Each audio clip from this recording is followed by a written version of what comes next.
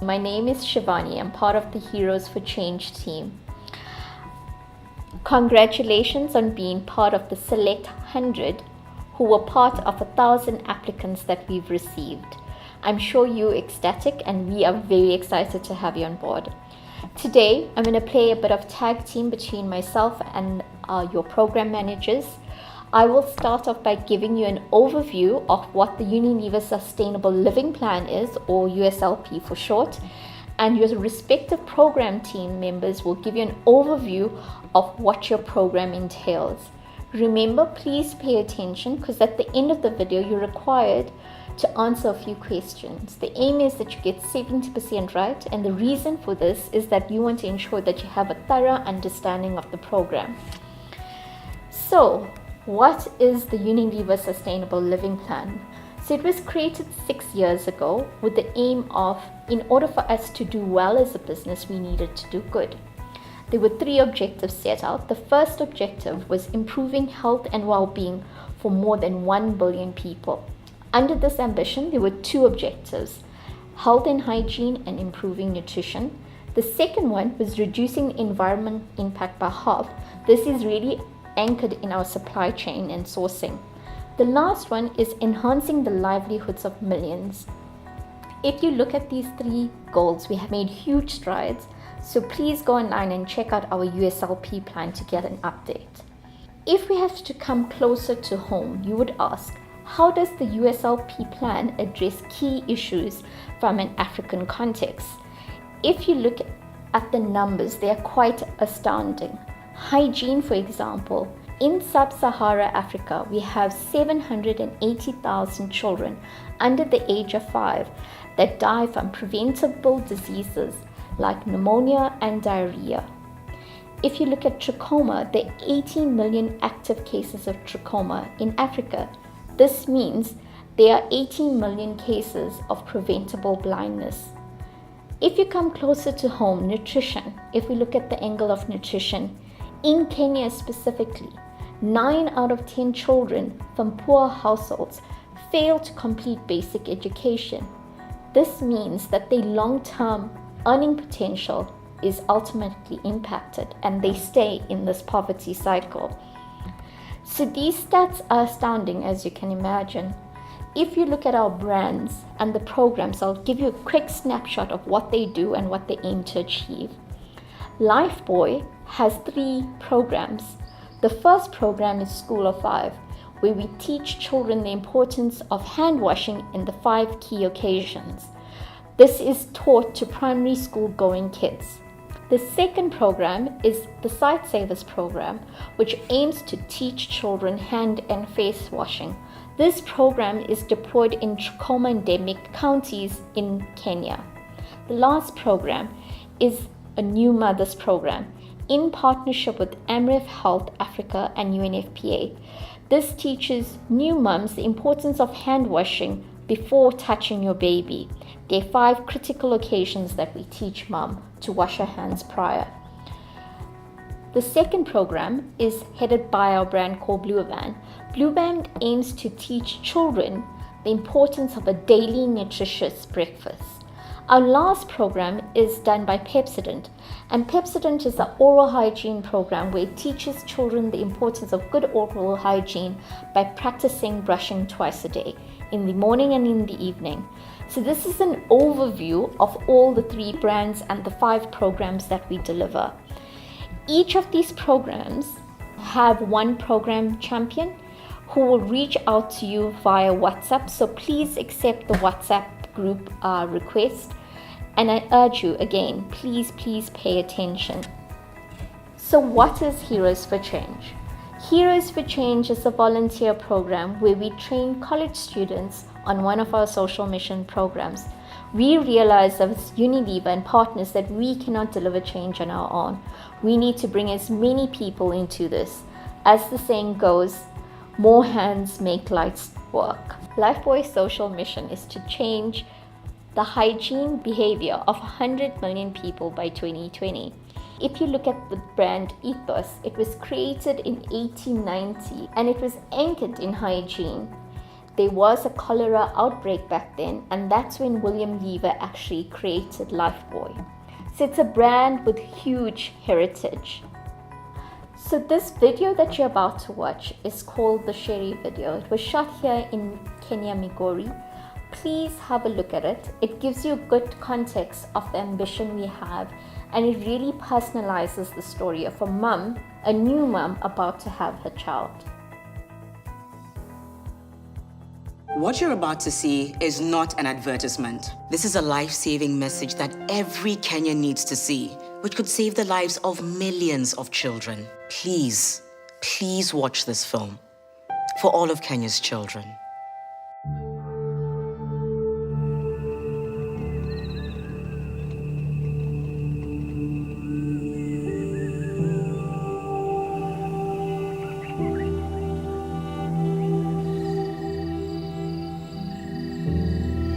Hapa kwetu watoto wanateseka sana, kufa ni rahisi, kwanza kama ni watoto. Sasa unaonaje, kijana au msichana? Ningependa msichana. Umefikiria jina? Ni Sheri. Nitampikia viazi tamu na uji kila siku na nimpeleke shule. Wanaleta watoto kanisani waombewe, wengine hata wanapeleka kwa watoto kwa waganga, lakini wanasahau kitu ya muhimu kabisa, tabia nzuri za usafi. Mimi nimeshindwa, hawanisikii. I wonder, watasikiza nani? Wamama wanapenda kufanya chama yao hapa.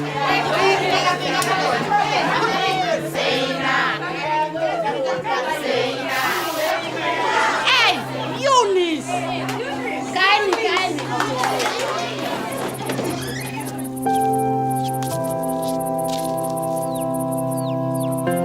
Mami, ona dadi ananipea viazi tamu na uji.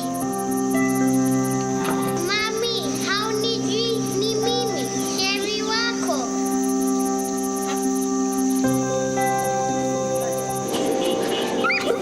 Ana, viazi ulininunulia zinawaka.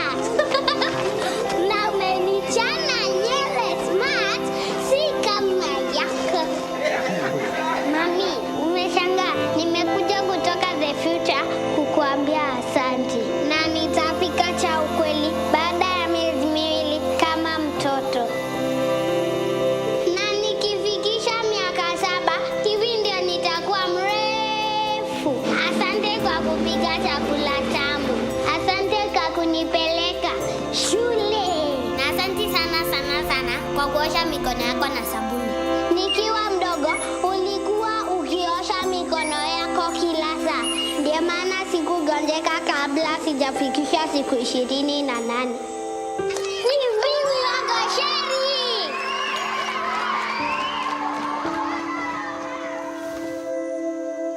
Nitafanya kila kitu chenye Sheri wangu amenifunza.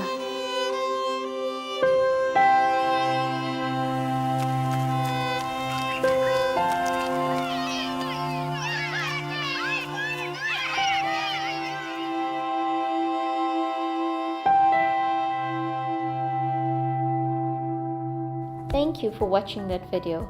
I hope it has helped you contextualize our program. My suggestion is that you print out the copy of your program and listen to the video simultaneously. It will give you good reading material as you're listening to the video.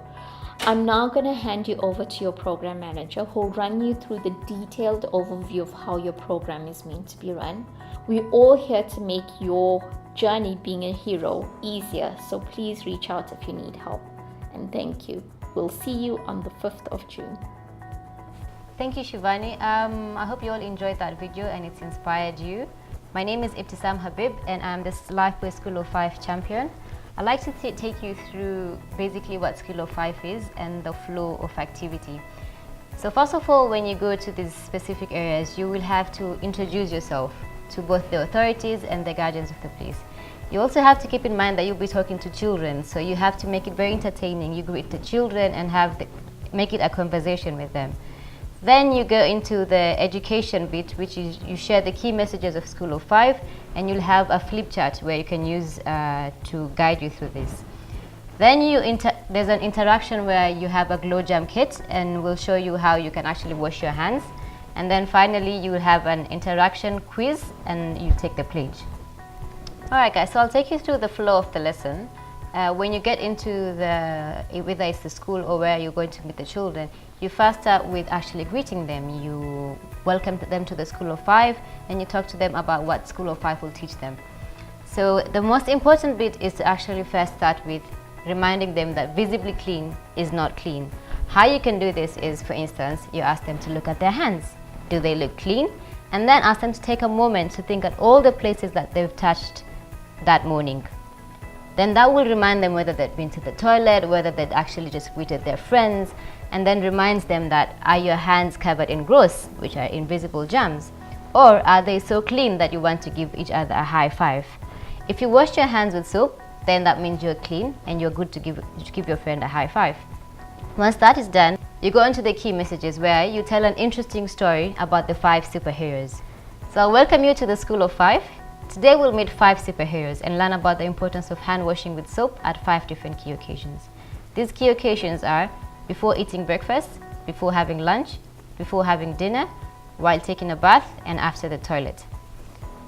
If you don't wash your hands with soap, germs from your hands will actually spread, and this gives you a chance to actually get sick. Let's first meet these 5 superheroes. We have 3 brothers first. Their names are Biff, Bum, and Pow. They have the power to produce water and soap, and these 3 superheroes will remind you to wash your hands before eating breakfast, lunch, and dinner. Then there's the 4th superhero, who's called Hairy Back. He's a big lovable friend who has powers to create magic bubbles. He'll remind you to use soap after you come out of the toilet. And then finally we have Sparkle. She gets her name because she's so fresh and clean. She has special powers of supervision and super strength. She will teach you to use soap during your bath. These 5 superheroes are devoted to saving the world from germs. But wait, evil supervillain No Good tries to stop them. He loves things to be covered in gross germs and dirt.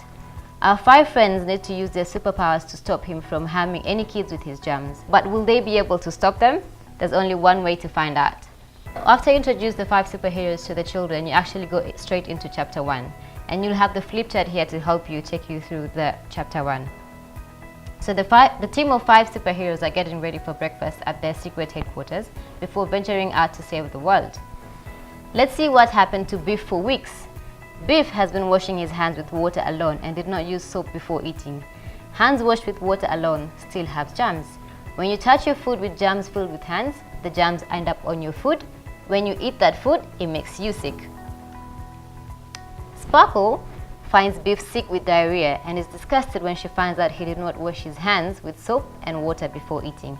She's even more disgusted when he tells her that he played with mud and let the dog lick his hands. Sparkle tells him that his hands are still dirty, but he can't see the germs because they're invisible. To show Biff his hands are dirty, Sparkle tells him to use a superpower called the glow jam.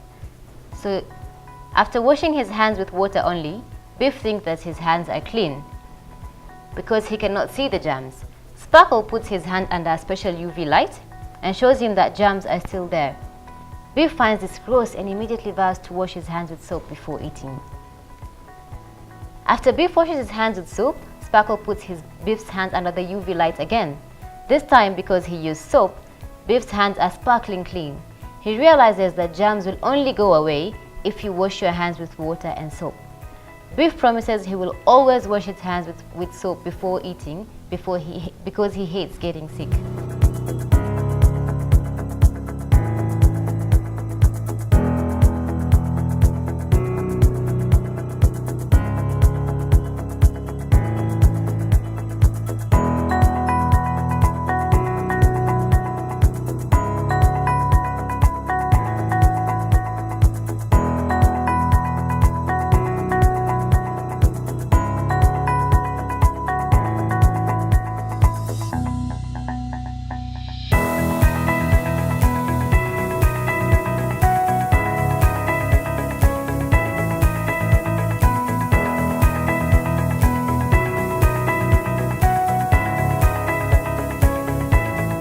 Once you take them through this chapter 1, you actually have to take a pledge. so that you can remember, so that they can always remember to wash their hands with soap. So let us now learn to take the pledge.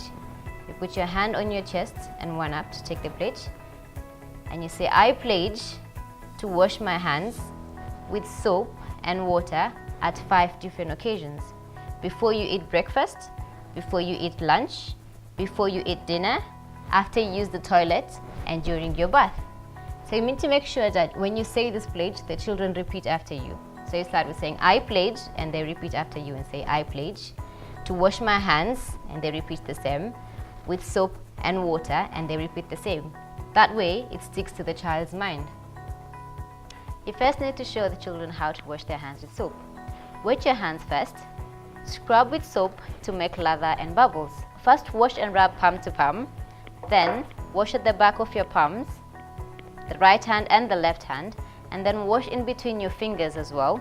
And then wash your fingertips, which is very tricky. You need to wash your fingertips and then your fingernails. You also need to rub your thumbs and then rinse with water and shake with air until dry. After you've taught the children how to wash their hands with soap, just take them through an interactive quiz and wrap up. First of all, you ask them, are hands that look clean actually clean? Obviously, the answer should be no. Hands can have invisible germs. Thereafter, you ask them, what happens if germs enter your body? And the answer should be, they can make you sick. Is water alone enough, or why should we wash our hands with soap? And the answer is, only soap removes diseases causing germs, and visibly clean hands might have invisible germs. What are the 5 key occasions for hand washing with soap? And the answers are, before breakfast, before lunch, before dinner, while bathing, and after using the toilet. What is the right way of washing hands? Take them back through the whole procedure of washing their hands with soap. And then finally, remember to take the pledge. I pledge to wash my hands with a bar of soap and running water on 5 different key occasions: before eating breakfast, before eating lunch, before eating dinner, during bath, and after the toilet. When you're showing them during bath and after the toilet, try also action this, so you actually tell them while bathing and after the toilet. Act at these occasions so that they can actually stick to the children's minds. And then once you take the pledge, high five, because at that point your hands are clean and you can actually high five each other. Finally, you guys need to remember that you need to reach 1,000 direct contacts, and you have different places you can actually reach these people.